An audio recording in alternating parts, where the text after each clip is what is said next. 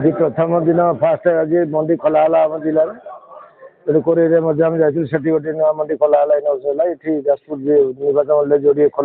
मंडी आम बुलूँ ये आम ग्रीन एनालाइजर दिखाई नुआ टेस्ट कलु सब ठीक अच्छी आम आशा करूँ चाषी मैंने भल ध्यान देवे चाषी मैंने बेस्ट व्यवस्था है रेस्ट नापी टॉयलेट व्यवस्था आम आशा करूँ मान ठीक रही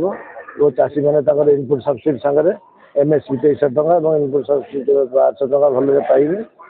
जो मानकर अदिनिया वर्षा फसल क्षति होती सरकार तरफ जो मैंने इन्सुरेंस कर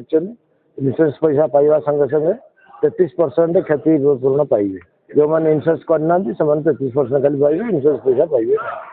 अच्छी जिते चाषी देपर सब किना असुविधा किसी किसी ना ये किणव आउ जी आम सर्वे सेटेलाइट सर्वे फिजिकल सर्वे जहाँ टोकन सब किना